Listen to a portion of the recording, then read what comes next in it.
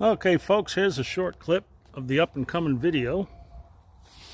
Here is my 2x6 12s for the tractor barn build. There's 12 of them there. Now, if you're in the Washington County area and you need lumber like this, this is the Timber Mill Works on Hager Road, and they pretty much can cut what you need. You see Trey, you see John, and they can handle your order no problem. You need sawdust, you might be able to get sawdust at a later date, or you might be able to get shavings at a later date. But enjoy the show.